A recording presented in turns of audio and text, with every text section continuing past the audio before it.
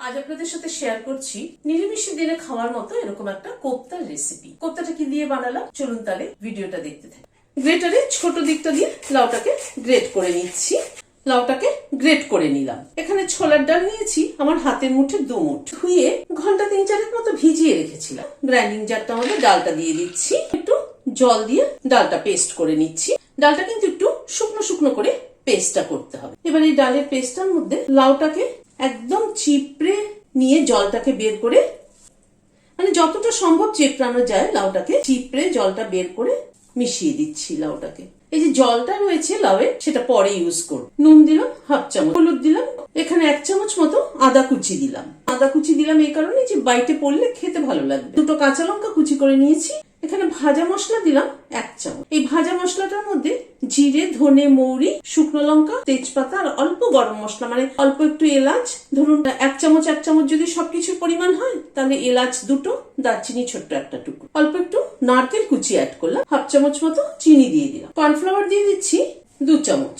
মেখে নিচ্ছি, ভালো করে মেখে নিলাম। হোয়াইট অয়েল গরম বসিয়েছি, এরকম করে বল বল করে বানিয়ে ছেড়ে দিচ্ছি। গ্যাসের ফ্লেমটাকে মিডিয়ামে রেখেছি। কোপ্তাগুলোকে সবগুলোকে ভেজে নিলাম। এখানে 8-10টার মতো কাজু বাদাম আছে, সেটা দিয়ে দিলাম। 4টে আমন্ড ভিজিয়ে খোসা ছাড়িয়ে নিয়েছি, সেটা দিলাম। খানিকটা কিশমিশ দিয়ে দিলাম। 4 চামচে 3 চামচ উঁচু দই দিয়ে একটা পেস্ট তৈরি করে নিচ্ছি। কোপ্তাটা ভাজার পরে যে তেলটা আছে সেই তেলে প্রথমে একটা দারচিনি ফোড়ন দিলাম, 2টো ছোট এলাচ দিলাম, 3টে লবঙ্গ দিয়ে দিলাম, 2টো তেজপাতা দিলাম, হাফ চামচ মতো সাদা জিরে দিলাম। ফোড়নটা একটু ক্র্যাক করা অবধি অপেক্ষা করব। 1 চামচ আদা বাটা দিয়ে দিলাম। আদাটাকে জাস্ট একটুখানি নাড়াচাড়া করে নিচ্ছি। 2টো কাঁচা লঙ্কা দিয়ে দিলাম। এই পেস্টটাকে ঢেলে দিলাম। 1 চামচ রোস্টেড ধনের গুঁড়ো দিলাম, হাফ চামচ জিরের গুঁড়ো দিলাম। তো গুঁড়ো মশলার পরিমাণ কিন্তু খুব কম ব্যবহার করছি, মেনলি গ্রেভিটা কিন্তু হচ্ছে ড্রাই ফ্রুটস এর মিক্সের মধ্যে। একটু হলুদ দিয়ে দিলাম, কাশ্মীরি রেড চিলি পাউডার দিলাম হাফ চামচ, নুন দিলাম পরিমাণ মতো। মশলাটাকে কষিয়ে নিচ্ছি, অল্প একটু চিনিও দিয়ে দিলাম। কোপ্তা রেসিপিতে না গ্রেভিটা যদি নুন মিষ্টির ব্যালেন্সটা ঠিক না হয় তাহলে কিন্তু ভালো লাগে না খেতে।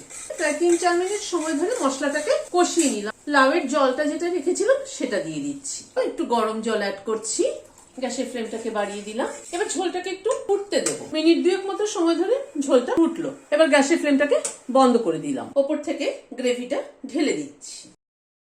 লাউয়ের কোপ্তাটা কিন্তু খেতে দারুণ হয়েছে। যে কোনো নিরামিষের দিনে এরকম একটা কোপ্তা বানিয়ে দেখবেন, দারুণ লাগবে। ভালো লাগলে একটা লাইক এবং সাবস্ক্রাইব করার অনুরোধ রইল।